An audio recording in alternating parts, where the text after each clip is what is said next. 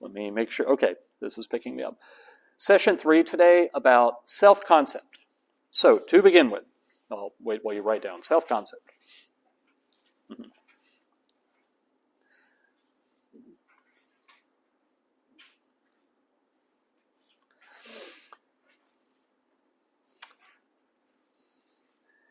So I do this sometimes. I have things for you to imagine or to think about to warm you up to the concept we're going to talk about. I would like for you to take just a moment and pick a person, an actual person, a famous person that you have never ever met, but that you admire, really admire. If possible, the person you admire the most in all the world. Now, sometimes I ask the question, who do you admire the most? And people will mention a family member or a friend of theirs. But I'm talking specifically about out of all the people you've never met.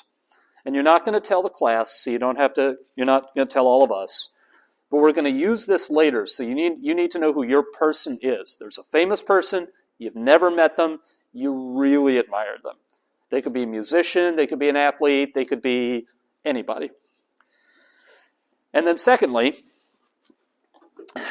imagine for a minute that you have paid for a ticket to a concert where you're going to hear a choir perform, a really good choir. They're so good that their concerts command expensive tickets.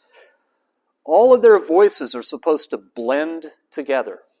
And if individual voices in that choir are drawing your attention, that probably means that one voice drawing your attention is a little off key or isn't using proper technique. And either way, that's kind of a failure. But then I want you to imagine you paid a concert ticket, an expensive one, to hear a soloist sing. And that soloist sounded so ordinary, they didn't draw your attention at all. Or even worse, what if you go to hear them sing and there's an instrument accompanying them, piano, guitar, whatever instrument you want to imagine, and the singer comes out and just hums.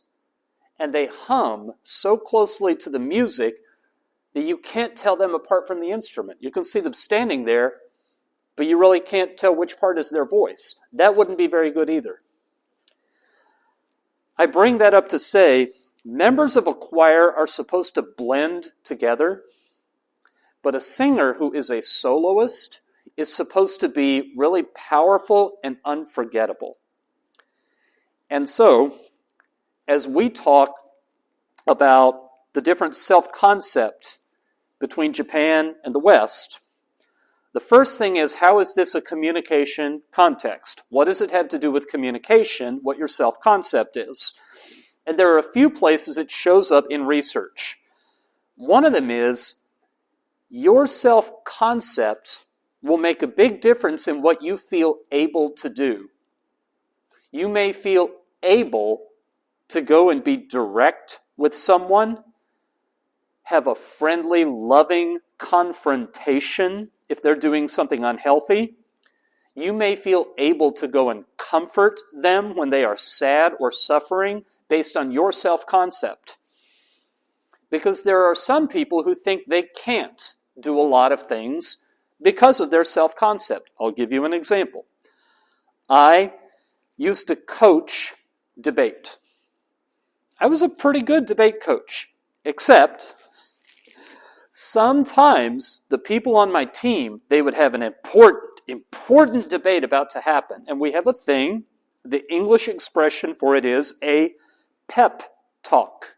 A pep talk, your coach will talk to you right before you compete and get you so excited and so enthusiastic that you're going to go in there and just gambari or gambarimasu, gambate.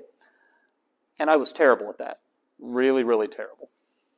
Anytime I tried to give my students a pep talk, they would just die laughing. And they would say, would you go get one of the assistant coaches to do this? You're just no good at this. So that's one of the ways self-concept enters into communication.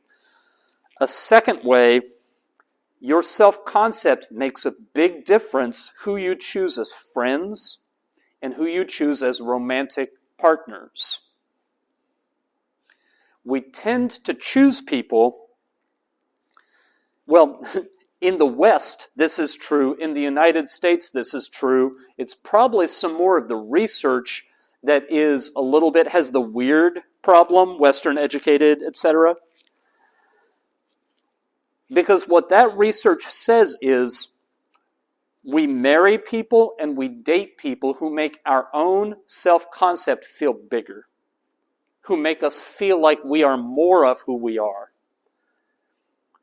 So if you think of yourself as a business person, you might marry someone who makes you feel more able to go out there and make big deals and make big sales. If you think of yourself as an athlete, maybe someone who you think makes you a better athlete. Whatever your sense of self is, if they make it bigger, that's a reason a lot of people stay in committed relationships. A third place that self-concept comes up. When you threaten somebody's self-concept, that's one way to make conflict become very ugly and even possibly violent. There's a study done, at this point, I think it's about 12 or 13 years old. In the United States, we have an ongoing problem with people not trusting doctors and the medical profession, and they therefore won't get vaccines. They won't get vaccinated. Well, there was a professor of political science who put together a presentation with all the information about how safe vaccines are and gave it to a group of mothers who did not want to vaccinate their children. And he had them take a survey before his presentation began. How safe do you think vaccines are? Scale of 1 to 10. How likely are you to vaccinate your child? 1 to 10. And then he gave his presentation, and afterward he had them answer those same 2 questions again. Now, before the presentation, they would say, how safe are vaccines? About a 3, between 1 and 10, so very unsafe. How likely am I to vaccinate my child? About a 4, maybe a 3. Then after the presentation, he walked them through everything about how safe they were, and afterward they would say, how safe are vaccines? About an 8. How likely are you to vaccinate your child? 2. And did you notice their willingness went down? And what he said he had done, all these mothers, he had publicly shown them they were bad mothers, that they had endangered their children. And because that attacked their self-concept, they were less willing to vaccinate their children. They hated him. They saw him as their enemy. It was so important to them that they be good mothers. And he published that study as the backfire effect. Even when they agree with you about the facts, if you attack their identity, you may make them very hostile, and they may reject what it is you say. All right, that's the context. Self-concept influences what you think you're able to do, who you choose as friends or romantic partners, and if it's threatened, it can make conflict very, very ugly or hateful. So now how about the difference? Most of this research comes from Shinobu Kitayama. He was at Hokkaido University for a while. And I mentioned before, I live in Eugene, Oregon, right next to the University of Oregon. He taught there for a while. I've never met him, but he was at the University of Oregon. Now, he's still in the United States at the University of Michigan. And his collaborator is a professor named Hazel Marcus, and she's at Stanford. Okay, I have one more weird thing I want you to do. Okay, can you do a weird thing for me? Okay, I'm all the way over here, so I'm not going to do anything to you, but close your eyes. You close your eyes, and I want you to move both your hands back and forth, just in the air, with your eyes closed. Yeah, just move your hands around a little bit with your eyes closed. Okay, now you can open them. Okay, you're done moving your hands. You can open your eyes now. When your eyes were closed, I forgot a step. I'm sorry. Can you close your eyes one more time? And now, just put your hands down on the table and let them rest there. And let them rest on the table, so touch the table. Okay, good. Now you can open your eyes, I promise. When your eyes were closed, could you tell how far your hands were from your body? You can do it again if you want, just to check. I'll do it. Could you tell how far apart your hands are from each other? That's a basic human sense. We call that proprioception. Even with your eyes closed, you can tell where all your body parts are. And if that's a word you want to learn about later with some well-designed Google searches, here is the word, proprioception. This is not part of the research. I'm just going to use it to make a point. With your eyes closed, you can tell where your hands are relative to your body. But then when you put your hands on the table, you really could tell because the table was holding them up. You could feel the sensation of the table, right? Okay. In the West, in the United States specifically, when we talk about identity, there's a theory called symbolic interactionism, and it says there's a difference between I and me. I and me. The English words both meaning you yourself. But I, goes this theory, moment to moment, this is the you that is experiencing the world. You feel hungry. You feel happy. You walk from place to place and decide what you want. But then separate from that, part of your identity is what we call me. That is, we sometimes call it your identity as other people give it to you.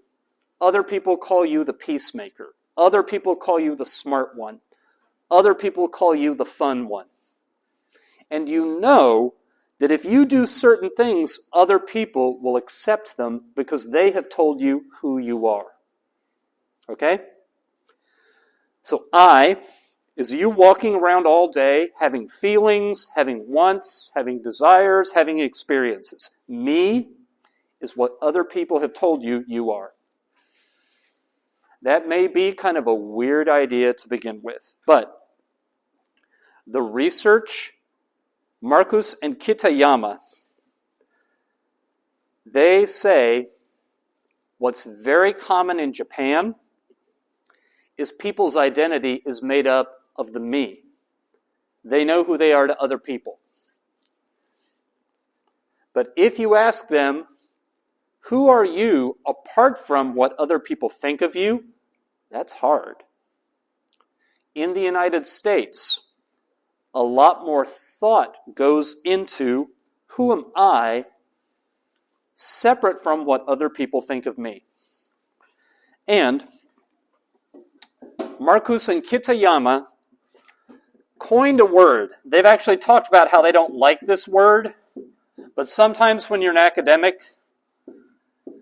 you have to come up with words that are confusing. Self-construal. Now, that's based on this word, construe. This word is not used very often. It's used by academics chiefly. I'm about to do something weird, so don't be alarmed. I do this sometimes. Okay. There are multiple ways you could construe what I just did. Interpret, decide what it meant, decide what I'm doing. You could decide that I did that because I was really angry. Threw the marker at the floor. You could construe it as I was just being goofy. You could construe it as I was using it as an example. There are multiple possible construals. I don't know why they didn't use the word interpret. I think that's a perfectly good word. They didn't.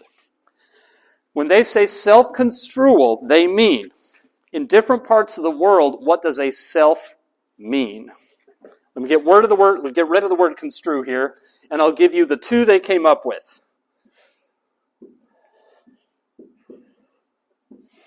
And I am betting you can figure out which one they found where. I'm so betting it that I'm going to stand here dead silent until you tell me what your guess is. I will tell you what the words are in case my handwriting is hard to read. They found independent self-construal and interdependent self-construal. Now I'm going to stand here until you tell me which one did they find where. And it's okay to guess, and it's okay to be wrong.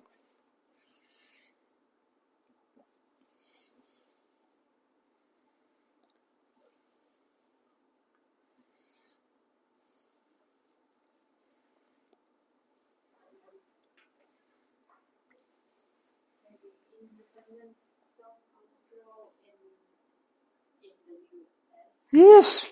Oh, you did great. Yes. Which means, by process of elimination, where did they? Tell me out loud. Yeah. Interdependent self-construal they found in Japan. And other places in Asia, but in their earliest research, it was just Japan. They focused. All right.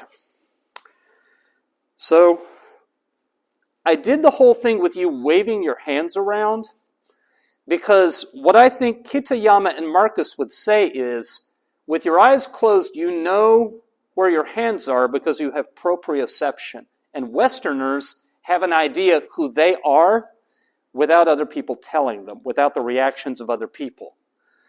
You know where your hands are when they're on the table because you can feel where the table is. Marcus and Kitayama would say for a lot of Asian people, you find out who you are because other people tell you. There are people who have proprioception dysfunction disorder. With their eyes closed, they have no idea where their body parts are. They only know if they're touching something. Something like that, I think, is what Marcus and Kitayama would say about self-concept. Okay, I'm going to walk you through, let me look here, about 5 published studies that took this on. 1996 study, Campbell and collaborators asked Japanese participants and American participants, who are you? And they said Americans would identify who they were from situation to situation. Japanese participants were confused by the question, and they would say, well, who am I talking to and where am I? And it was hard to answer the question without those details. Hazel Marcus, with a couple of other collaborators, not Kitayama, but she published a study in 2001. This is pretty interesting how they did it. They took American participants and Japanese participants and handed them a booklet. And that booklet just had 20 pages that were blank but had lines you could write on. And every 45 seconds, they asked the participants the same question. They said, please write down your answer. And the question was the same. Who are you? And they would just write. And then 45 seconds later, they'd be asked the question again. Who are you? Now, they mixed up the conditions. Sometimes they had all the participants sit in a room like this, in a big group. Sometimes they would have 2 of the participants get together in a smaller room, and one of the participants would ask the question. So it was like talking to a friend. Sometimes they had a recording ask the question, and the participant was alone in a room. And sometimes they would sit in the researcher's office with the researcher asking the question. In those different settings, the Japanese participants gave different answers. The American participants did not. Their answers were the same, no matter what the condition. So from this, and it's also true that the Americans talked more about their psychology, and they also said more. Their answers were longer. Japanese participants talked about their physical traits. I'm tall. I have curly hair. They talked about their talents. I play music. And their answers were a lot shorter. A 2020 study just 3 years ago by a couple of psychologists at the University of Georgia. They asked Americans and Japanese people, to describe their self-concept on 2 occasions, 4 years apart. And on both those occasions, they administered a standard measure of their psychological well-being. Do you feel happy, well-adjusted, mentally healthy? All of that. And here's what they found. Some of the participants, both American and Japanese, 4 years later, their self-concept had changed a lot. Where that had happened, the Americans reported their mental health had gotten worse. The Japanese did not. Their report on their self-concept, if it had changed a lot, their report of psychological well-being was the same as before. But for Americans, for it to change was very painful, was a source of trauma. Catherine Curhan, who's at Stanford, 2014 study, she found that Americans, their psychological well-being is higher if their own subjective view of their social status is positive. Where I am in society, the job I have, the neighborhood I live in, the friends that I have, they satisfy me. But she found with her Japanese participants, psychological well-being is higher when their social status is objectively better. I have this job title, I drive this car, I have this income, and everybody can see that I'm successful. And let me see, there are a lot of these, and I'm not going to dump all of them on you.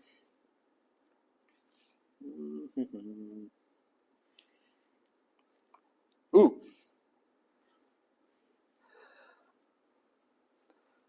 Marcus and Kitayama. Do you remember what we said before about the weird problem, Western educated, etc.? One of the particular forms of that they found, researchers in psychology have for decades said, we have as a basic need, we need to feel positive about our self-concept. We need positive self-regard. And Marcus and Kitayama came along and said, that's not true. Because they found most Japanese people do not seek reasons to feel good about themselves. Instead, what they seek is opportunities for self-criticism and self-improvement. So there's an ongoing cycle of where can I identify places where I'm not as good as I want to be, and if I address those, I'll get better. And if that is a consistent pattern, and their data said that it was, then that is not a particular drive to find things to feel good about. What they found was the mirror image of that. People in the United States look for self-enhancement, not self-criticism. And this is how they did the study. So they had American college students and Japanese college students, and they asked them, write down all the recent events where your self-esteem went up or if it went down.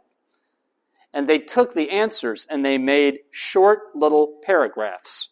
And they showed those short little paragraphs to a lot more Americans and Japanese people. And they gave them these instructions. As you read through these, any of these experiences that would not change your self-esteem, just skip them. If you come to one that would change your self-esteem, tell us whether it would go up or down, and would it be a lot or a little. They gave like a 1 to 10 score for how powerful would it be. So if it said, you win the Nobel Prize, that would make my self-esteem go up, and it would be a 10. You, while driving your car, run over a small child and kill them. My self-esteem would go down, and it would be a 10. Those were the sorts of answers. What they found, American participants far more often picked the situations that would make them go up. They skipped over the ones that would make them go down. And if they did pick situations where their self-esteem would go down, the number was always smaller. And for Japanese, it was the opposite. They were more likely to pick the situations where their esteem would go down. And if they picked one where it would go up, the score was always smaller. All right. A couple of more things having to do with emotion. Emotions are conceptually different between Japanese and Americans. To Americans, an emotion is your own internal sensation. It has value, and it should be dealt with honestly. When you have an emotion, you should show people you have it, and then you should deal with it in a way that is healthy. For Japanese people, what's more common is emotions are between people. There is a situation, and an emotion comes out of the situation. And if the emotion is not going to help, it is either put away or not felt at all. It's funny, I mentioned to you before, and I showed you the picture, that I taught nonverbal communication here. Just finished the class, actually. We spend a full day on whether you can tell people's emotions from their facial expressions, a theory called basic emotions theory. And the idea is, anywhere in the world, you can tell people's emotions by their face. A smile is a smile anywhere in the world. Actually, it's not. Very, very complicated question. The rival theory, which I think is much more a Japanese type theory, or would better explain what happens in Japan, is called, I have room for it here, behavioral ecology. Behavioral ecology. And what that theory says, we use the emotion we display on our face to send signals to other people. And what you see on someone's face, it doesn't necessarily show internally what they're experiencing. Instead, it shows what just happened and what they want to have happen next. So someone said something to them, that's why they have that look on their face. They have that look on their face based on what they think should happen next. And there's a lot of controversy between researchers in the field of psychology and the field of communication. Are emotional displays the outward sign of what we feel inside, or are they signaling tools that we use based on what's happening with other people around us? Without giving you what was honestly a 90-minute lecture on the controversy between the two, I'll give you the one thing that people always start with. Have you ever noticed that things you do when you're talking to another person, you don't do them if you talk on the phone? Have you ever noticed that there are you'll hear something that's funny, and if there are not other people around, you don't laugh as much, and if there are other people around, you laugh a lot harder? We call those audience effects. When you know other people can see you, your displays are completely different. And the behavioral ecology people say, if you need to sneeze and nobody's in the room, you sneeze. If you need to yawn and nobody's in the room, you yawn. If something's funny and nobody's in the room, you might barely smile or you might think that's funny, but if someone's there, you laugh. And that's the foundation of their claim. Emotional displays are for the people around us. They're not an outward sign of what's going on in here. A sneeze is an outward sign of what's going on inside your nose. All of that to say, one last study from Marcus and Kitayama. They had American college students and Japanese college students look at a lot of different situations that might spark emotion. This is not the anger and shame study. We'll get to that later. But some of them, they asked them to say, would this emotion be positive or negative? Would this emotion make you feel closer to another person or more distant from another person? And then they asked, which of these do you find yourself feeling more often? An American college student said, I feel positive emotions a lot more often than negative. And as far as closer or further away, I don't know. I don't feel that. And with the Japanese college students, it was the opposite. I feel emotions that bring me closer to other people more often than distant from other people. And positive or negative, I don't know. I don't notice that. All right. Let me now tell you a little bit about upbringing in the United States and then talk a little bit about how I think the Bible feeds into this. Upbringing in the United States. You bring up small children. They start school, and what their teachers and everybody else encourage them to do is find out what is special about you. What is unique about you that makes you different from everybody else in the world? And the parallel thing in early education, you would have to tell me, but the parallel thing in Japan seems to be the importance of understanding and recognizing other people and what they expect and how they feel. And I shut down the equipment because I thought I was done, because you've seen already I have no visuals for this presentation. But let me find out what this is. Let me see that. That may take a minute. Or it may just not happen at all. No, there we go. It's finding it. I have a passage from the Bible for you. This is Jesus teaching. This is a little excerpt from his sermon.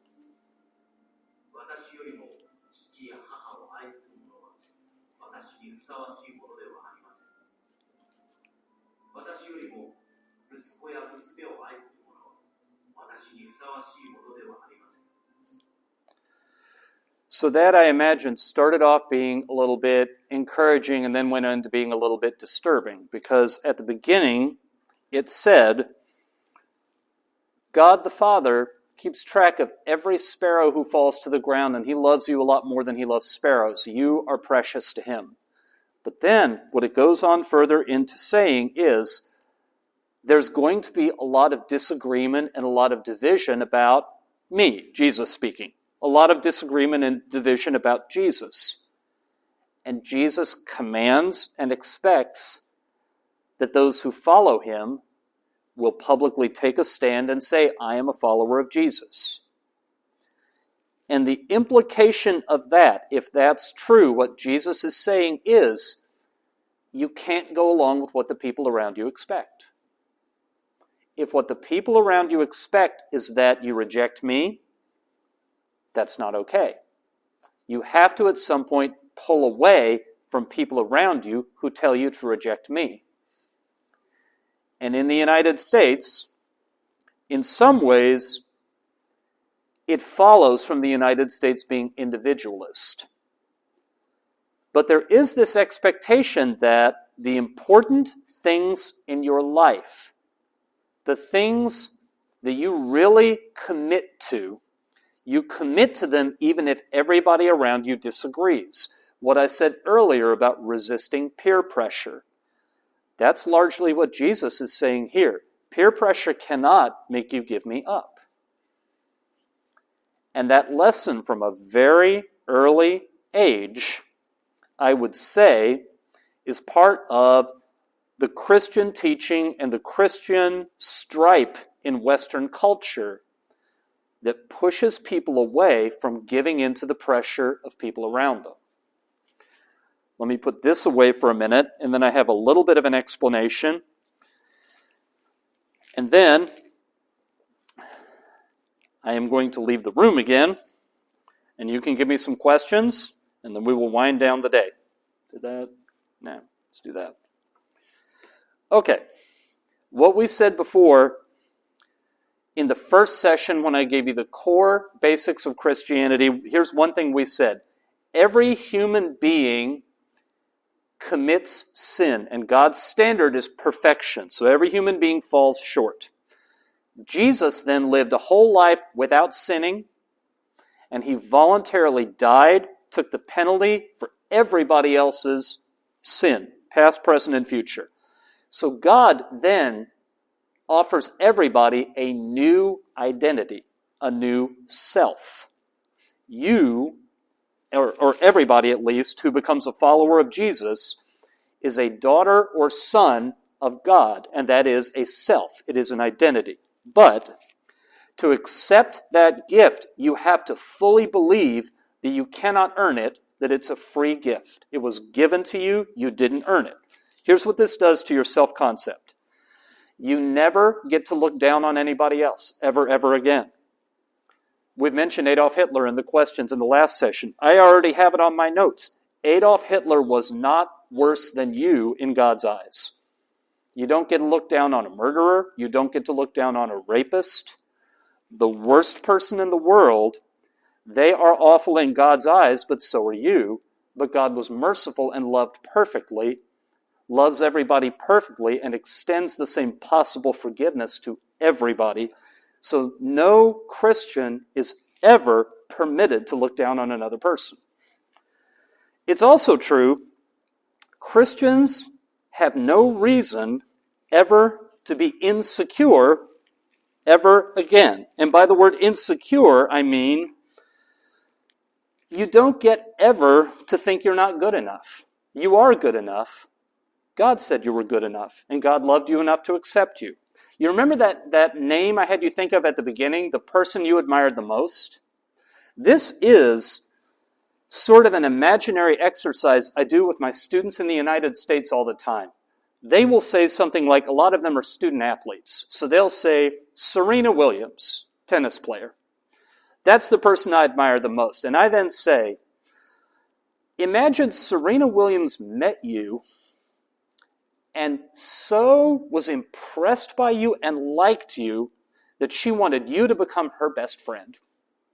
And then imagine you had something happen in your life that was really awful and you needed a lot of money, and she gave away all her money to take care of your problem.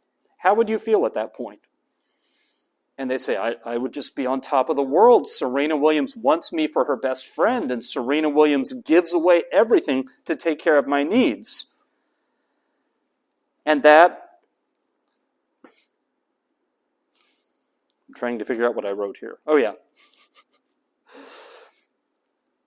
What is meant to happen, according to Christian teaching from the Bible, is every person who fully understands what was done and the gift that they were offered, that is supposed to take away all of our insecurity. You were loved enough by the most beautiful, glorious life form the universe has ever contained. God did that for you. And whoever you admire, God is as far above Serena Williams as Serena Williams is above an earthworm. And God loved you that much. And when you really think it through, that ought to make you very secure in your identity. Okay, a second bit of explanation. This is a word that I will need a little bit of board space for. Just a little bit, though. Let's see. Get rid of that. That was never that key to begin with.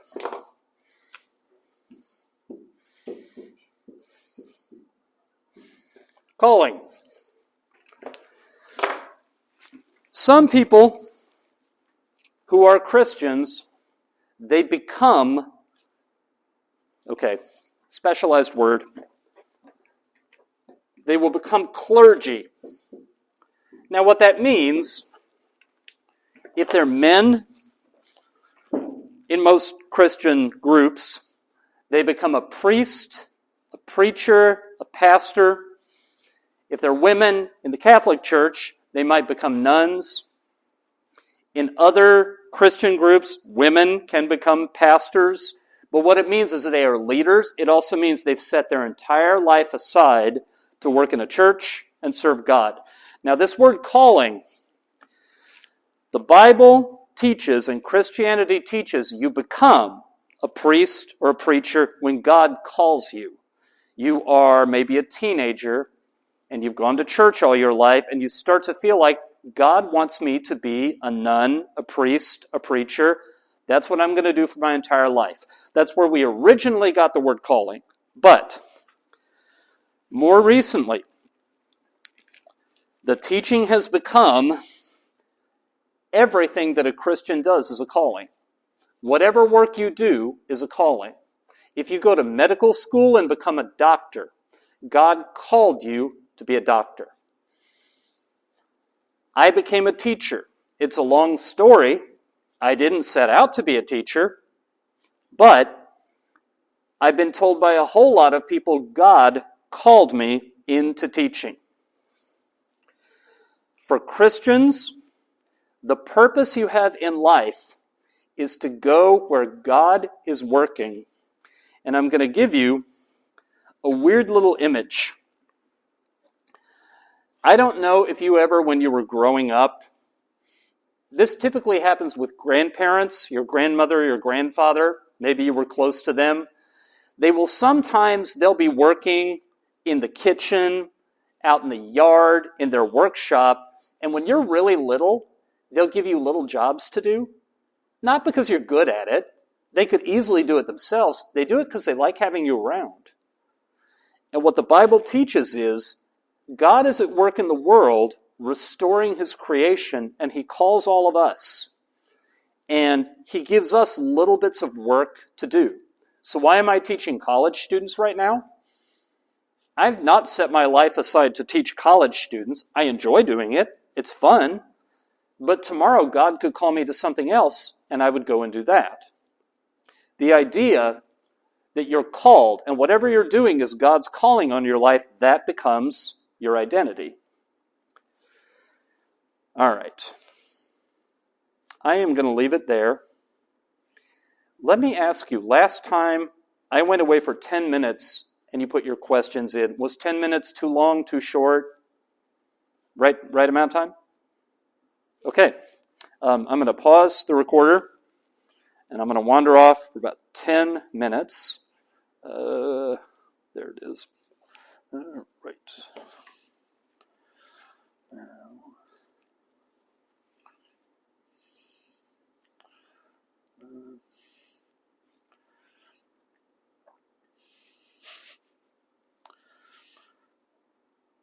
The Wi-Fi is being very slow. Oh, come on. Maybe I can get it on here again. Oh, come on.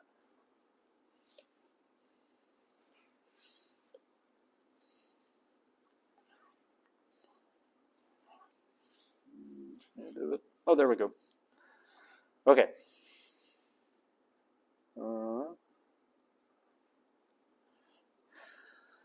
First question.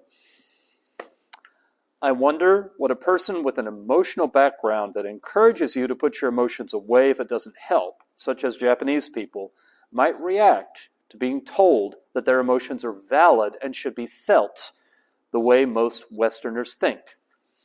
Is there a study on this?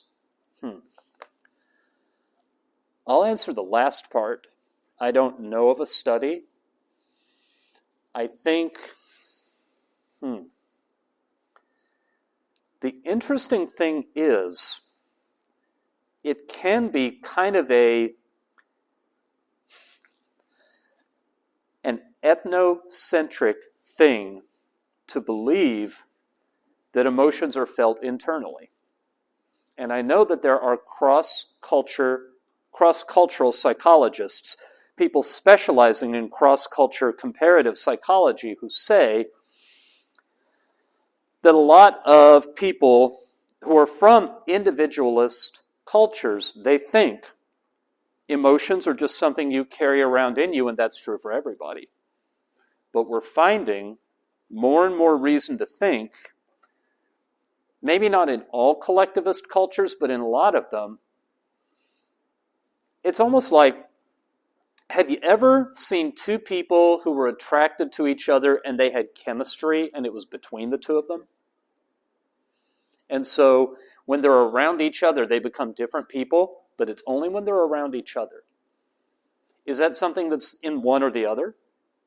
The one might say, well, I'm attracted to this other person. Let's say it's Bob and Jan. Bob and Jan, when they're around each other, they just become different people. They might not even be romantically attracted. They might just be best friends. But when they're around each other, they have an effect on each other. Get Jan off by herself and she might say, well, I like Bob, but she probably likes lots of people. That effect is between them. There's some reason to think, in at least some collectivist cultures, based on what happens to you from birth to adulthood, that's what emotions are. They're between. Is it possible, I wonder, maybe this follows from the question, to teach someone who's grown up in that culture to teach them differently and for them to believe, well, an emotion is inside me? And I think if we flip the question around to whoever asked this question, do you think you could be the other way around and only see your emotions as between you and other people? Could you be taught that? Starting from where you are now, after going from young childhood all the way up, thinking your emotions are inside you. I don't know. I'm talking a lot, which I don't mean to. Let me throw that out to the room. I wonder what a person with an emotional background that encourages you to put your emotions away if it doesn't help, such as Japanese people, might react to being told their emotions are valid and should be felt the way most Westerners think. From the floor, what do you think?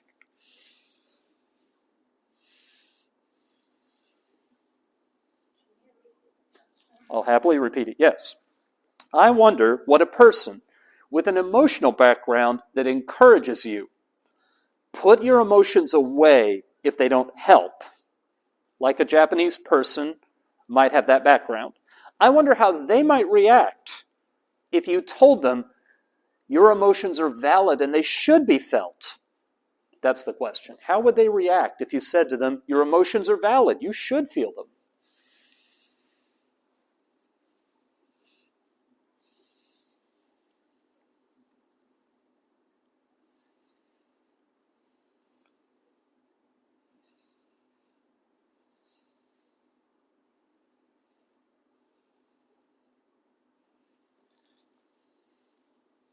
What do you think?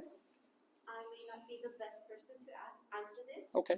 Because I don't have a background in putting aside my emotions Right. if they don't help. But Right. I did hear from many Japanese people that when they moved from Japan to a country like the US, where you are allowed to feel your emotions, that they feel a sense of relief. They feel better that they can express their emotions and they're not so forced to put them aside. Right.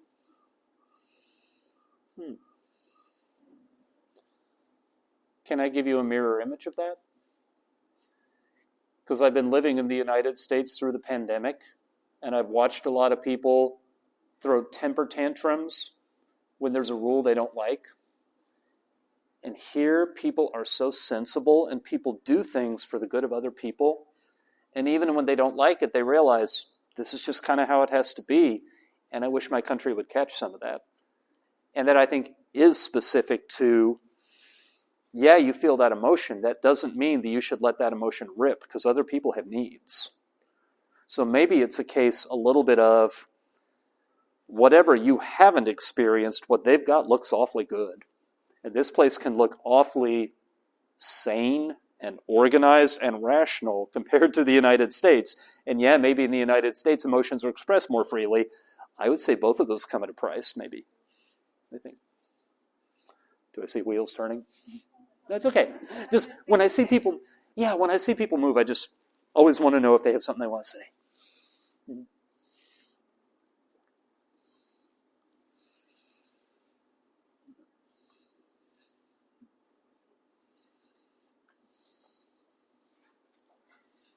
While we think about that one, I'm going to look at the other two questions. But ooh.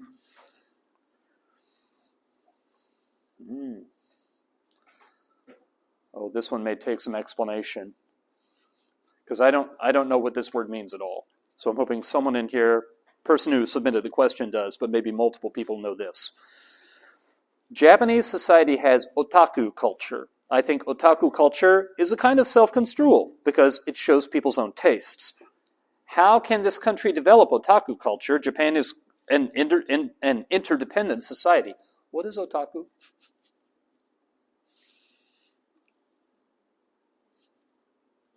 People who like a specific artist or Oh yeah.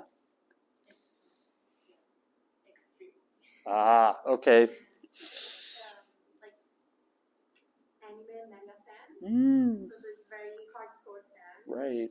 And usually in Japan it doesn't have a nice connotation with like it started to become more positive recently. Right. But up until a decade ago wasn't a good word. Ooh. That's funny because the United States has something, and we'd probably find that they were distinct, but we have something similar. When I was growing up, to be called a nerd was an insult. But now you can nerd out to your various obsessions, and there are communities that are formed around it. And there's a whole lot of public talk and things aimed at people who are in a fandom. And so they have a comic book that they like, or, yeah. So if you can have that in Japan and in the United States, and I'm sure they're not identical, I'm sure they're very different. But I don't know, do you think that's something that doesn't fit then with individualists or with collectivists? Maybe if otaku is a culture, isn't that your in-group? If otaku is a culture, wouldn't other fans be your in-group?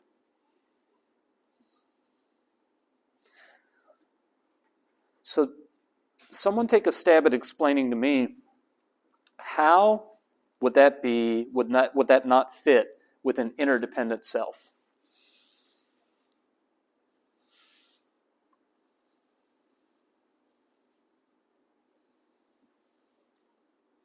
Can you repeat the question again? Sure. Oh, sure.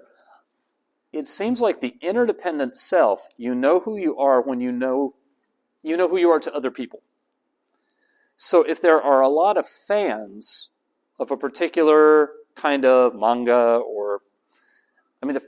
I'm not going to get off into that, but if there are a lot of fans, they know who they are to each other. Wouldn't it be easy to have an interdependent self like that? I may be missing something, so really do explain it to me if there's like a wrinkle to it that I'm not thinking about.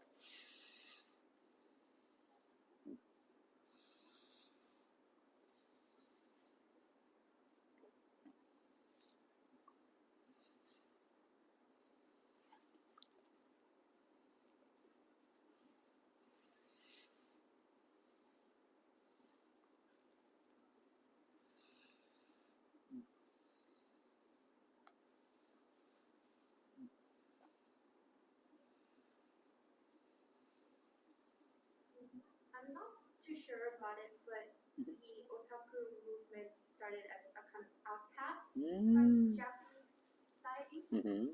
So if you are an outcast, you're automatically perceived by other people as not one of their own. Sure. So isn't their self like separate a concept made by other people, so it doesn't make it interdependent? Oh wow. Okay. So it's kind of like what we said before about how immigrants turn to one another for self-help because of their treatment. As a matter of fact, this parallels that a lot. If you are, and we said it's hard for that to have influence because that's not the majority. So there may be little pockets that do it, but the larger community doesn't give approval, and that approval could be very important. Ooh, that's good. That's good thinking. What do you think?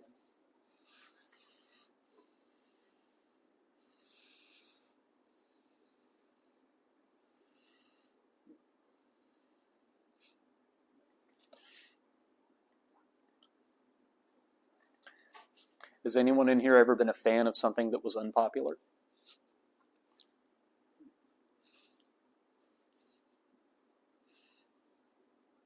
You don't have to tell on yourself, but you could just talk about what was the experience like, if you wanted.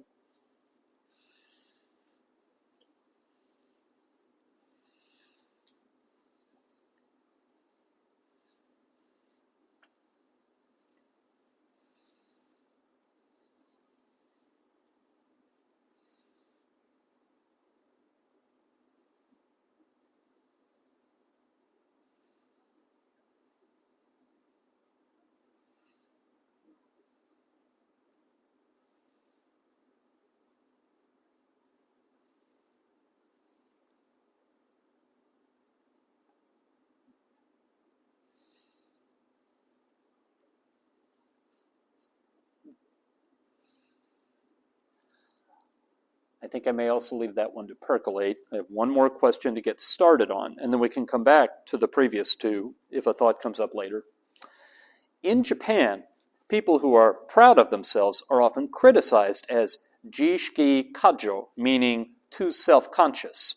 Why are people criticized this way in Japan? Is this connected to interdependent self-construal? Good question. Very good question. Very smart question. Let me compliment all three of you, by the way. These questions have been really good. This is exactly what I'm looking for. More of this tomorrow would be very welcome. And everybody gets 100, by the way. So.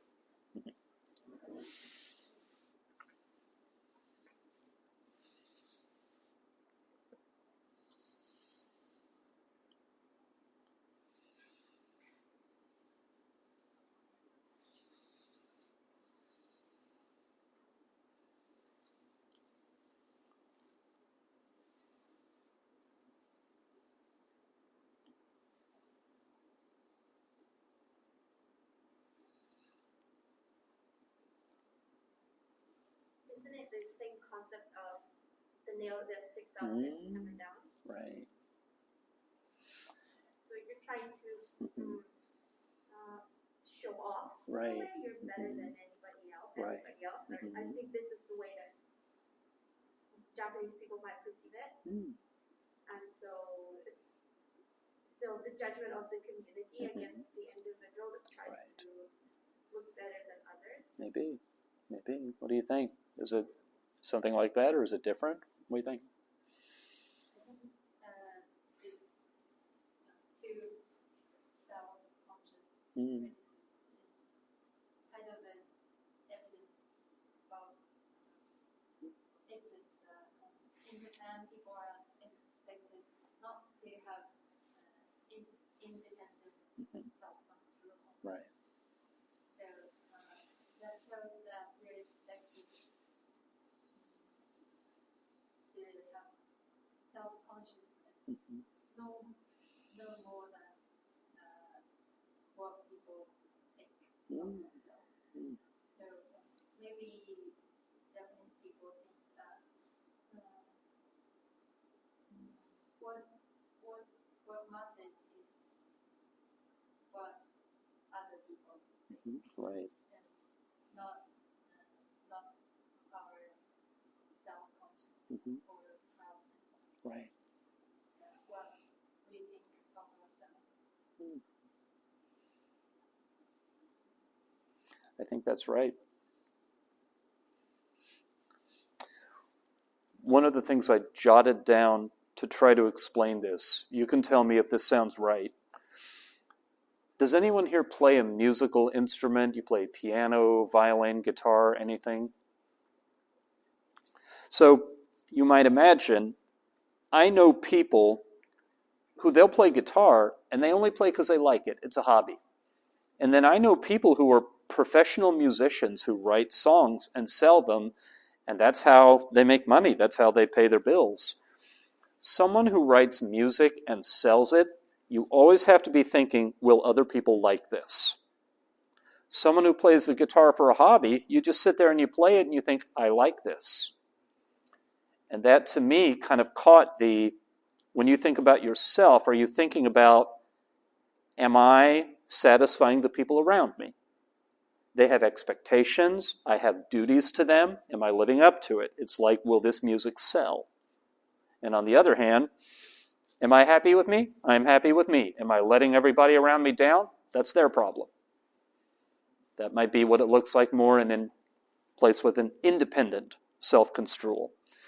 And I want to be careful about saying, neither one of these is better. The one you haven't experienced might look good, but we said this before, whatever looks good about it probably comes at a price. I mean, any ways people have of living together, we've found always come at a price. Other people are wonderful, but they're hard to live around. We are down into the last few minutes of the class, and I have an announcement or two I want to make before I end the class, but I'm going to one more time read the 3 questions from this third session and see if you've got any thoughts that were kind of brewing up. The first one, I wonder what a person with an emotional background that encourages you to put your emotions away if it doesn't help, such as Japanese people, might react to being told their emotions are valid and should be felt. That was a question. Then, Japanese society has otaku culture. I think otaku culture is a kind of self-construal. It shows people's own tastes. How can this country develop otaku culture if Japan is such an interdependent society? And then the Jishiki Kajo question, which we just had. Those 3. Anyone want the last word on any of those questions?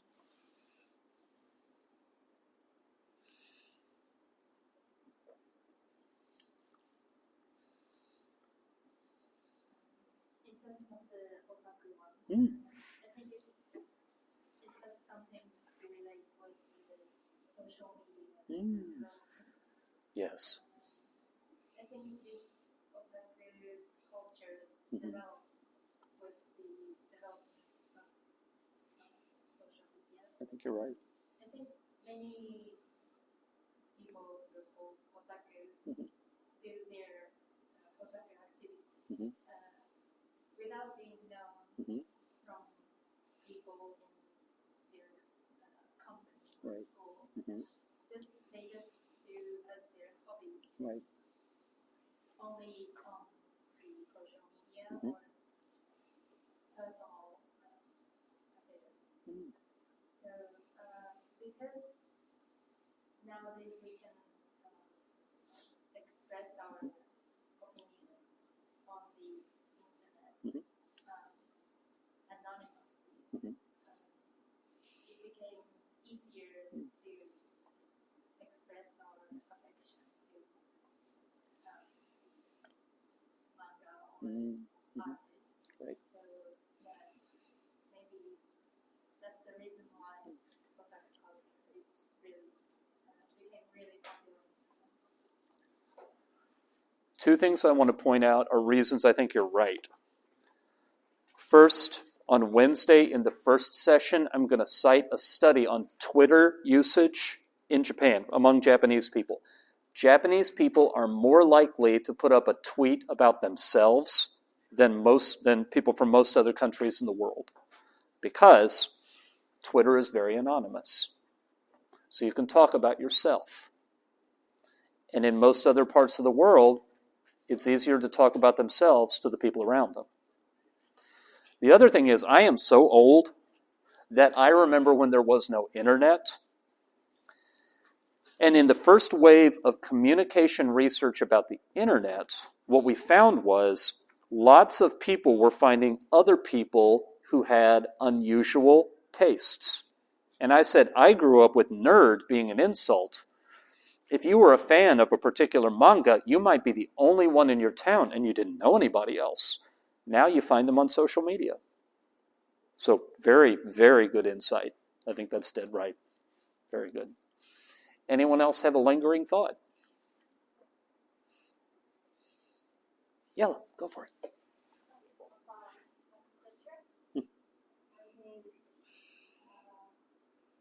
Among China, Mhm. South Korea, Mhm. Japan, Mhm. Japan is first country which take to Western culture. Mm.